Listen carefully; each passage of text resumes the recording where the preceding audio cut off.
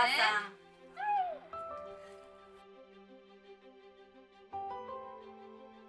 We have 3 kids, twin 9-year-olds, Hailey and Max, and a 6-year-old Trey. Having brothers is great because they're always there for you. They can protect you. Our 2 boys both have autism. They are on very different sides of the spectrum.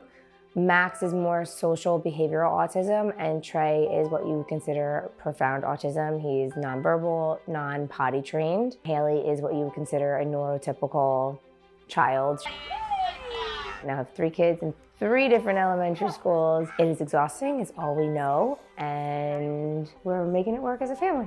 Max, we started noticing some things like lack of eye contact, things like that. So we took him to a developmental pediatrician.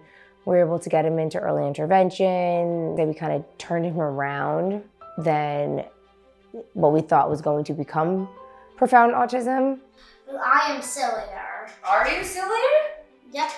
His autism looks so much different than Trey's in that if you didn't know Max, you wouldn't think he's autistic, whereas you look at Trey and you kind of know that Trey's autistic. Yeah. I feel like some people don't understand them, but I know that I understand them. And if anyone looks at them weird, I'll stand up for them. Trey was diagnosed right in the thick of COVID. So it was very hard to get services for him when he was diagnosed.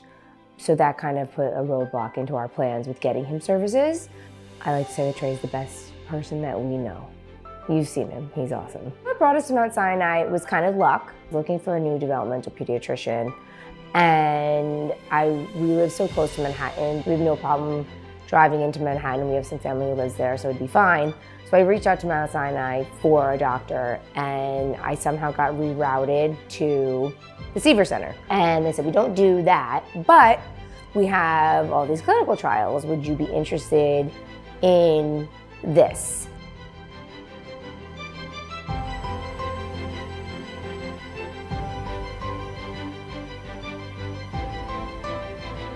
It was awesome.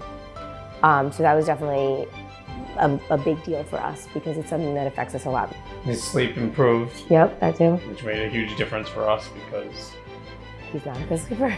Nice try. Right now Trey has ABA 4 times a week for 2.5 hours per day. He also does a half hour of speech and OT outpatient. ABA therapy is a one-to-one behavioral therapy. You know, we are very different than speech and OT. Yes, those are related service providers that we do work a lot with and collaborate a lot with. ABA is just more intensive. Trey is a different child than when I first met him. I mean, Trey was a child who couldn't even sit at the table. He couldn't point to objects. He couldn't identify objects. He has completely become a new child, and it's great to see all the skills that he's learned. My hope, and I think you would agree with me on this, is for all of them to be independent at one point in their lives and to live, happy with their own families, or if that's what they choose to do. I can picture 2 of the 3 of them doing that. And I really would wish that for Trey one day, whether or not it's with an adult program or with us, but I want him to be ultimately happy in his life, but ultimately some form of independence and self-worth. Successful in that regard, and whatever the definition of success looks like. Just like the spectrum of autism, there's the spectrum of success, and whether that's achieving independence or achieving wealth, achieving great family life, and hopefully that includes all the above.